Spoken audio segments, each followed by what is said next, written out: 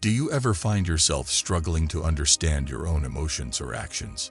Today, we will explore how hidden signs of depression manifest in our daily lives and how the teachings of Buddhism can shed light on these behaviors. Lesson 1. Being hard on yourself. Depression often leads to a relentless cycle of self-criticism and harsh self-judgment. When we're struggling with hidden depression, we might find ourselves constantly berating our actions, belittling our accomplishments, and magnifying our flaws. This can create a vicious cycle where the more we criticize ourselves, the deeper we sink into depression. Buddhism offers a profound antidote to this cycle: self-compassion. In Buddhist teachings, compassion is not just about showing kindness to others, but also to oneself. It's about understanding our own suffering, acknowledging our imperfections, and treating ourselves with the same kindness and understanding we would offer to a dear friend. Imagine a small plant trying to grow in harsh conditions. Instead of criticizing it for not growing faster or being strong enough, we would nurture it, provide it with the right conditions, and give it time to grow. Similarly, when we're struggling with depression, we need to nurture ourselves, provide ourselves with the right conditions for healing, and give ourselves time to recover.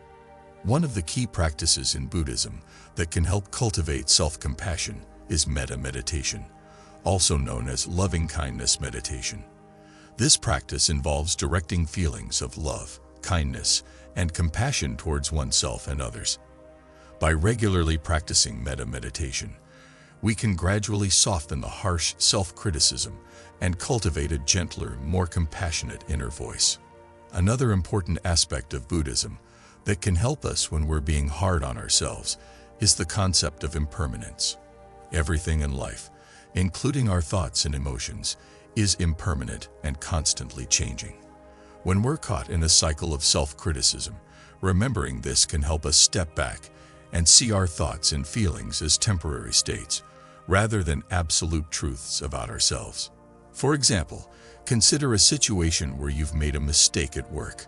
Instead of berating yourself and labeling yourself as a failure or incompetent, you can acknowledge the mistake, learn from it, and remind yourself that this is a temporary setback, not a reflection of your worth or abilities.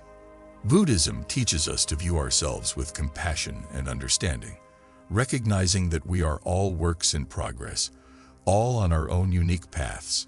It encourages us to treat ourselves with the same kindness and patience we would offer to others, helping us break the cycle of self-criticism and move towards healing and growth. Treat yourself with kindness, practice self-compassion, and remember that just like a lotus that grows in the mud yet blooms above the water's surface, you too can rise above your struggles and bloom into your full potential. Lesson 2. Losing interest in enjoyable activities. One of the most insidious aspects of hidden depression is the loss of interest in activities that once brought joy and pleasure. This is known as anhedonia, a condition where a person loses the capacity to experience pleasure. It's like watching a vibrant, colorful world suddenly turn into shades of gray. Buddhism offers a profound perspective on this aspect of hidden depression. At its core, Buddhism teaches the principle of impermanence, or anicca. Everything in life is subject to change: our thoughts, feelings, and circumstances. This includes our enjoyment of activities. Recognizing this impermanence can help us approach our loss of interest with less judgment and more understanding. Buddhism emphasizes the practice of mindfulness, which involves being fully present in the moment, without judgment. When we apply mindfulness to our loss of interest in activities, we can begin to observe our feelings and thoughts about these activities with curiosity, rather than aversion. For instance, consider a person who has lost interest in playing the guitar, something they used to love. Instead of avoiding the guitar out of fear or sadness, they could choose to sit with the instrument, noticing the thoughts and feelings that arise. They might observe, "I feel sad when I look at the guitar," or "I'm scared I'll never enjoy playing again." By acknowledging these feelings without judgment, they can begin to create space for healing and potentially a renewed relationship with their beloved instrument.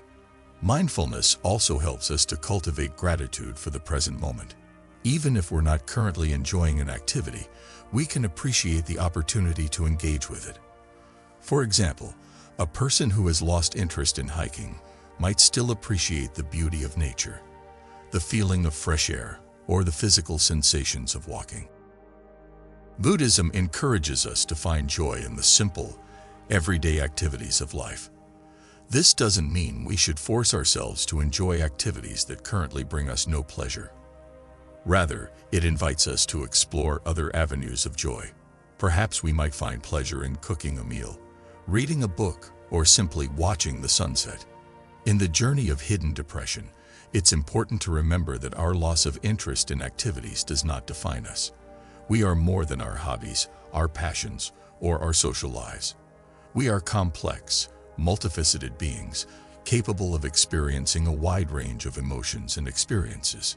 Everything is impermanent, and joy can be found in the simplest of moments. With patience, self-compassion, and mindfulness, you can navigate this challenging time and perhaps rediscover joy in unexpected places. Lesson 3. Difficulty expressing painful emotions. Depression can often make it challenging to express painful emotions, leading to a buildup of unspoken feelings and unacknowledged pain.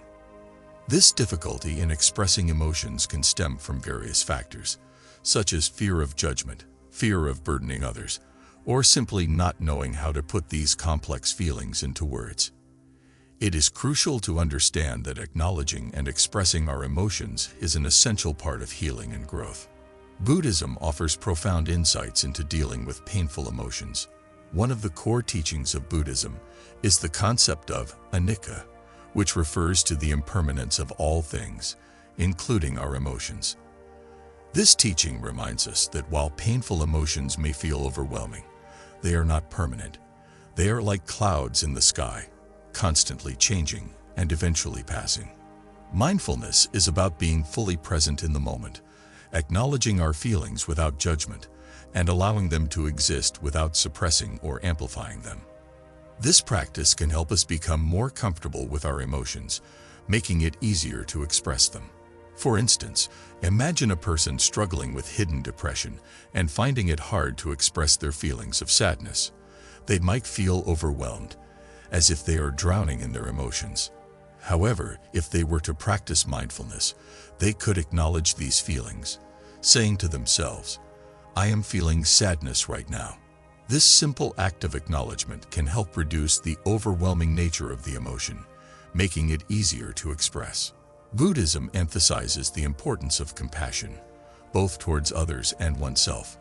When we are struggling to express our emotions, it is essential to treat ourselves with kindness and understanding. We must remember that it is okay to feel pain, and it is okay to express it. Consider the example of a lotus flower, often used in Buddhist teachings. The lotus grows in muddy water, yet it rises above the surface to bloom into a beautiful flower. We too can rise above our painful emotions, not by suppressing them, but by acknowledging and expressing them. By practicing mindfulness and compassion, we can become more comfortable with our emotions, making it easier to express them. Lesson 4. Overemphasis on gratitude. While gratitude is a powerful tool for fostering happiness and contentment, those with hidden depression might focus excessively on being thankful, using it as a mask to hide their inner turmoil. This overemphasis on gratitude can become a barrier to acknowledging and addressing their emotional pain. Gratitude and suffering might seem like opposing forces, but they can coexist in the human experience. In fact, they often illuminate each other. For instance, consider a person who has faced a significant health challenge. While they might feel gratitude for their recovery, they might also feel fear, anxiety, or sadness related to their experience. Acknowledging both the gratitude and the suffering can lead to a more complete understanding of their emotional landscape. Buddhism encourages a balanced approach to emotions, known as the middle path or the middle way. This path avoids the extremes of indulgence and denial, instead promoting a balanced view that acknowledges the full range of human experiences. In the context of gratitude, the middle path would encourage us to appreciate the good in our lives, while also acknowledging our struggles and difficulties. For example, consider a person who has lost their job. While they might feel devastated and uncertain about their future, they might also feel gratitude for the time they had in their previous role, the skills they developed, and the relationships they built. By practicing wise gratitude, they can acknowledge their difficult emotions while also appreciating the positive aspects of their situation. Mindfulness, a key principle in Buddhism, can help us cultivate wise gratitude. By being fully present in the moment, we can observe our emotions as they arise, without judgment or attachment. This can help us acknowledge our suffering, even as we practice gratitude. For instance, mindfulness might involve taking a few moments each day to reflect on our emotions. We might notice feelings of gratitude for a delicious meal, a beautiful sunset, or a kind gesture from a friend. But we might also notice feelings of sadness, fear, or frustration. By observing these emotions with mindfulness, we can cultivate a more balanced and compassionate understanding of our experiences. By acknowledging our suffering, practicing wise gratitude, and cultivating mindfulness, we can navigate the complexities of our emotional landscape with compassion and understanding. Pain is inevitable. Suffering is optional. By embracing all our emotions, we can transform our suffering into wisdom and resilience. Lesson 5. Separating feelings. When we separate our feelings, we essentially create mental barriers between different aspects of our emotional experience. This compartmentalization might seem like a coping mechanism, a way to manage overwhelming emotions, but it can lead to a lack of self-understanding and emotional dissonance. For instance, one might feel joy in certain situations but struggle to connect with that joy when faced with reminders of their depression. It's as if different parts of our emotional world are walled off from each other, leading to a sense of inner fragmentation. Buddhism, with its holistic view of the human experience, offers valuable insights into this behavior. One of the core teachings of Buddhism is the concept of interconnectedness, or pratityasamutpada, which emphasizes the interdependent nature of all phenomena. This includes our emotions, which are not isolated entities, but part of a larger, interconnected whole. When we apply this teaching to the behavior of separating feelings, we can begin to see how this compartmentalization goes against the natural interconnectedness of our emotions. Just as the different parts of a tree, the roots, trunk, branches, and leaves, are all interconnected and interdependent, so too are our emotions. Joy, sadness, anger, fear, these are not separate entities but interconnected aspects of our emotional landscape. For example, if we feel a wave of sadness while meditating, we don't try to suppress it or replace it with happiness. Instead, we acknowledge the sadness, feel it in our body, and observe how it changes over time. This practice can help us see that our emotions are not fixed, separate entities but fluid, interconnected processes. Mindfulness meditation can help us see that our emotions are not us. They are part of us, but they do not define us. This understanding can help us break down the mental barriers between our emotions, fostering a sense of emotional integration and wholeness. By understanding the interconnected nature of our emotions and cultivating mindfulness, we can begin to integrate our emotions and overcome this behavior. Feelings come and go like clouds in a windy sky. Conscious breathing is my anchor. Lesson 6. Difficulty with closeness. Buddhism, with its profound teachings on compassion and interconnectedness, offers a guiding light in navigating this struggle. The Buddhist principle of metta, or loving kindness, encourages us to cultivate an open heart, fostering a sense of connection and empathy towards ourselves and others. Imagine a bird with a broken wing. It may retreat into its nest, fearful of the world outside, fearful of being hurt again. Similarly, those with hidden depression may retreat into their own metaphorical nests, fearful of being hurt, misunderstood, or rejected. They may struggle to let others in, to form deep connections, or to express their true feelings. This struggle with closeness can manifest in various ways. Some may avoid forming close relationships altogether, while others may form them but struggle to maintain them. They may fear that if they reveal their true selves, they will be rejected or abandoned. This fear can lead to a cycle of isolation and loneliness, further exacerbating feelings of depression. Buddhism teaches us that all beings are interconnected and that our actions, thoughts, and feelings affect not only ourselves, but also those around us. This teaching encourages us to cultivate compassion, both towards ourselves and others.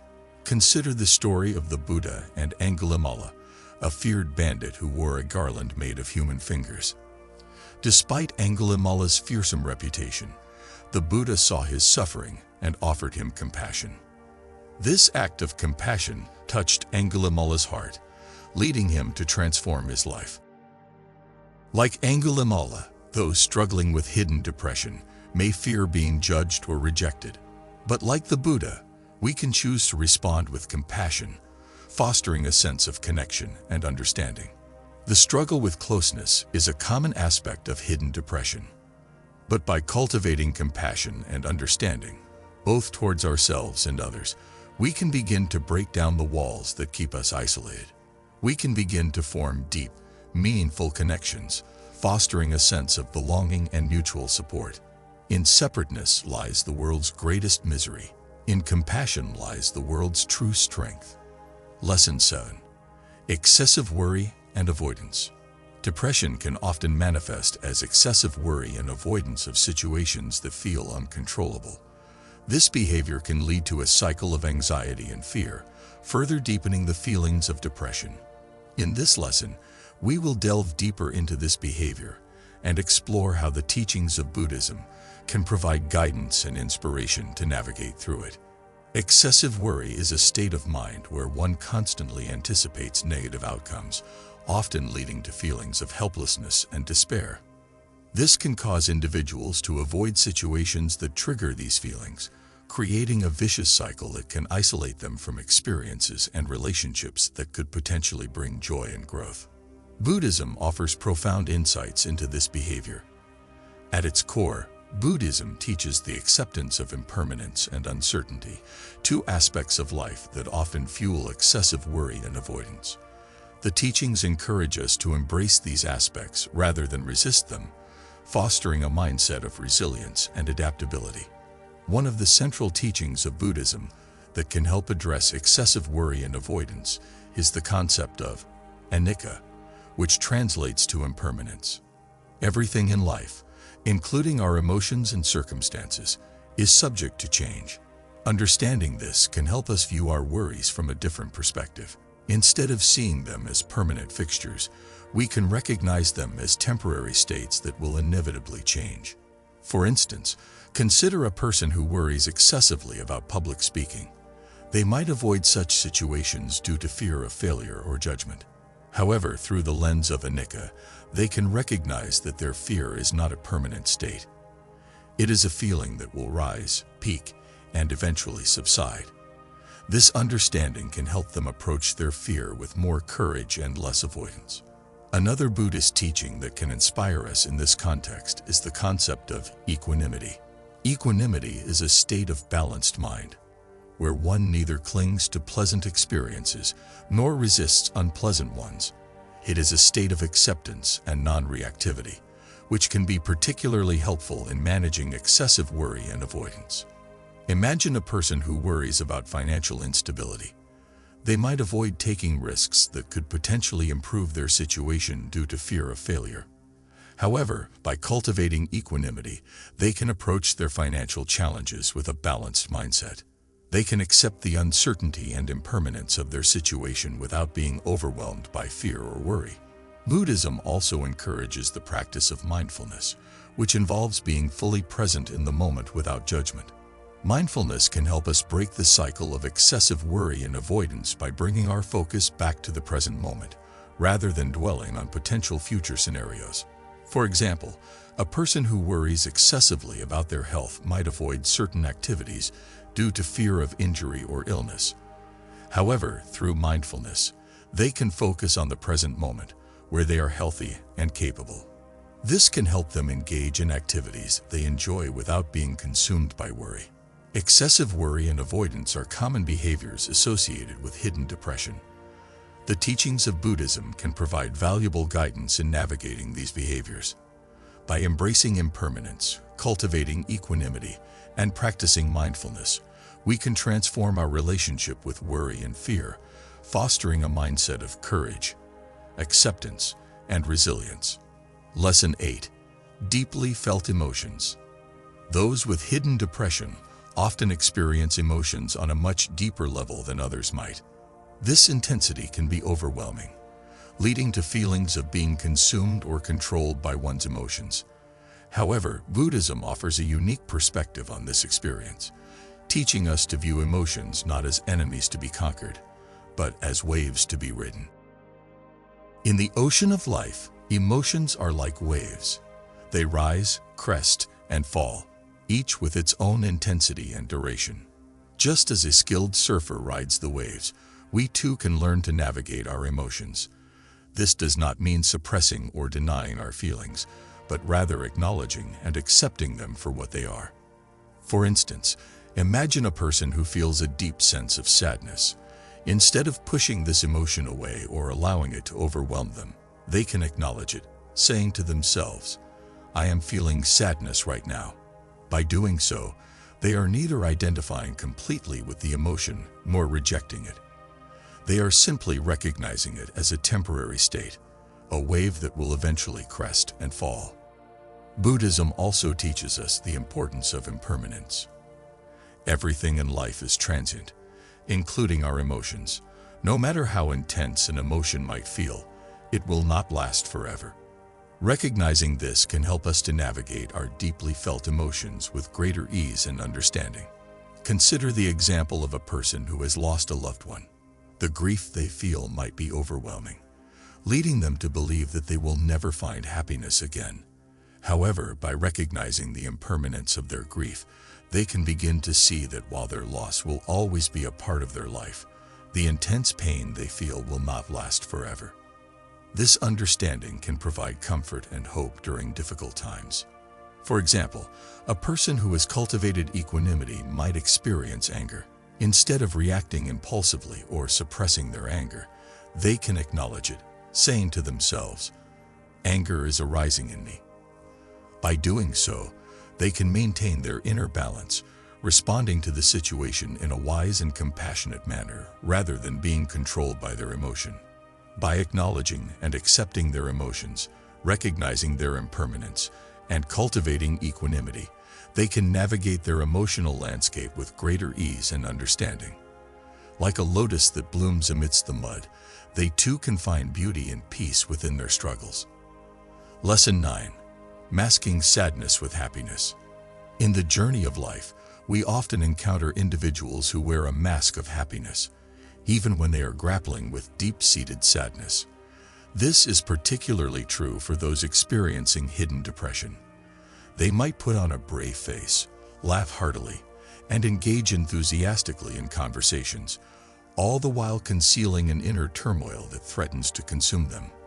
This behavior, known as masking sadness with happiness, is a coping mechanism often employed by those with hidden depression. Buddhism offers profound insights into this behavior and provides guidance on how to navigate it with compassion and wisdom. At its core, Buddhism teaches us the value of authenticity and encourages us to embrace all aspects of our being, including our sadness. Imagine a theater where everyone is an actor, and each actor wears a mask. The mask might be one of joy, excitement, or contentment, but beneath the mask, the actor's true emotions are hidden. This theater is a metaphor for our lives, and the mask represents the facade we present to the world. When we mask our sadness with happiness, we are essentially denying ourselves the opportunity to acknowledge and process our emotions. This denial can lead to a buildup of emotional pressure, much like a volcano preparing to erupt. It is only when we remove the mask and allow ourselves to feel our true emotions that we can begin to heal. Buddhism teaches us the wisdom of authenticity. In the teachings of the Four Noble Truths, the Buddha acknowledges the existence of suffering, or dukkha, as an inherent part of life.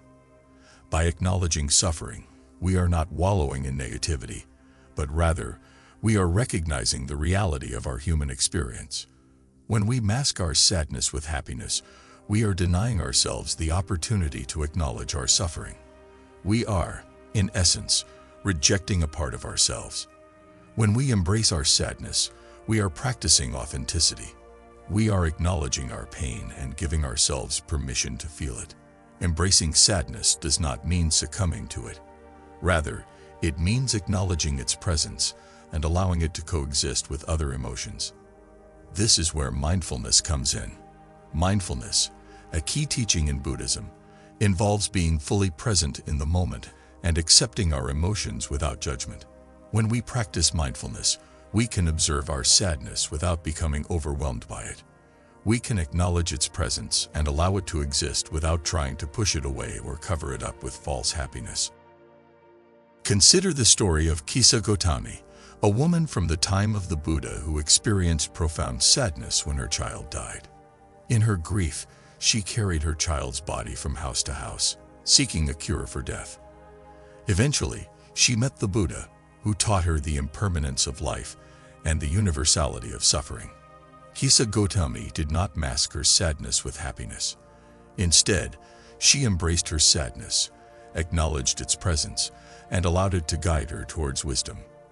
Masking sadness with happiness is a coping mechanism often employed by those with hidden depression. Buddhism teaches us the value of authenticity and encourages us to embrace all aspects of our being, including our sadness. By acknowledging our sadness and practicing mindfulness, we can begin to heal and find peace amidst our struggles. Lesson 10. Obsession with purpose.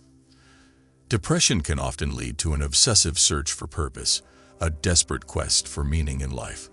This relentless pursuit can stem from a feeling of emptiness, a sense of disconnection, or a deep-seated belief that one's life lacks significance.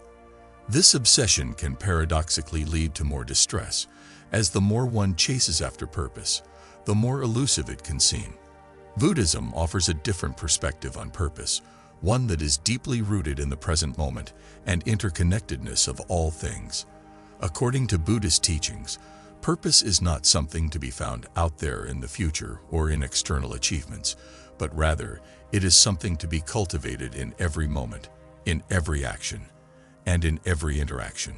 For instance, consider the story of a person who, in their quest for purpose, became consumed by the desire to become a famous artist.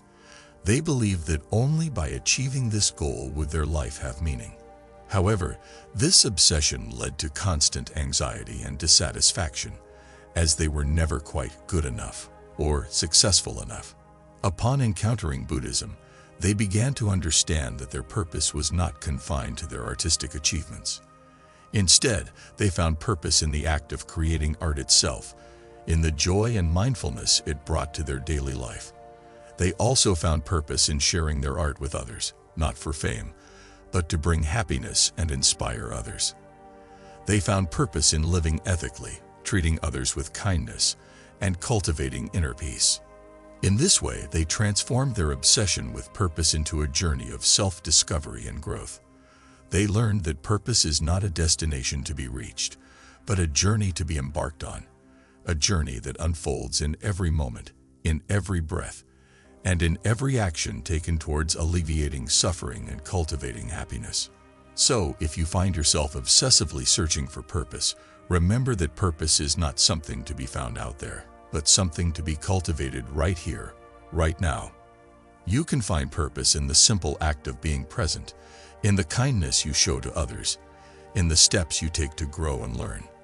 You can find purpose in every moment, in every breath, and in every action you take towards alleviating suffering and cultivating happiness. In the words of the Buddha, the secret of health for both mind and body is not to mourn for the past, not to worry about the future, or not to anticipate troubles, but to live in the present moment wisely and earnestly. So live your life purposefully, not in the pursuit of a grand purpose, but in the cultivation of purpose in every moment. Lesson 11. Asking for help, but making excuses. Depression can often create a paradoxical situation where an individual desperately needs help but simultaneously erects barriers to receiving it.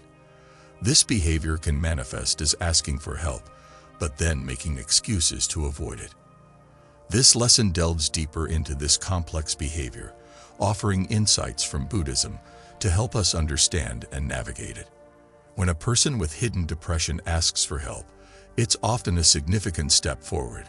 It's an acknowledgement of their struggle, a recognition that they cannot overcome their challenges alone. However, the fear and vulnerability associated with depression can lead them to make excuses, pushing away the very help they sought. Imagine a bird with a broken wing. It knows it cannot fly alone, so it calls for help. But when help arrives, fear and confusion cause it to retreat, hiding in the safety of its nest. This is akin to the behavior of a person with hidden depression who asks for help, but then makes excuses. Buddhism offers profound insights into this behavior. At its core, this behavior is driven by the three poisons identified in Buddhist teachings: ignorance, attachment, and aversion. Ignorance refers to the lack of understanding about depression and the fear of the unknown. Attachment refers to the clinging to familiar patterns of behavior, even if they are harmful. And aversion refers to the avoidance of situations that cause discomfort or fear. Ignorance can manifest as a lack of understanding about depression and the help available. Attachment can manifest as a clinging to self-reliance or the fear of being seen as weak. And aversion can manifest as a fear of vulnerability or the stigma associated with seeking help. To overcome this behavior, Buddhism encourages us to cultivate wisdom, non-attachment, and compassion. Wisdom helps us understand the nature of depression and the importance of seeking help. Non-attachment allows us to let go of harmful patterns of behavior and embrace new, healthier ones. And compassion encourages us to treat ourselves with kindness and understanding, recognizing that it's okay to ask for help and receive it. Consider the story of Kisa Gotami, a woman who sought the Buddha's help after the death of her child. Initially, she was unable to accept her loss, clinging to the hope that her child could be revived. But through her interaction with the Buddha, she gained wisdom, let go of her attachment, and developed compassion for herself and others. This story teaches us that asking for help is not a sign of weakness, but a step towards healing and growth. By cultivating wisdom, non-attachment, and compassion, we can overcome this behavior, opening ourselves up to the help and support we need. Remember, it's okay to ask for help. It's okay to be vulnerable. And it's okay to accept help. Just as a lotus grows in the mud yet blooms above the water's surface, we too can rise above our struggles and bloom into our full potential. Understanding these 11 behaviors associated with hidden depression can help us navigate our own struggles or support others who may be experiencing them. Buddhism's teachings on compassion, mindfulness, interconnectedness, and acceptance can provide valuable guidance on this journey, helping us to transform suffering into wisdom and resilience.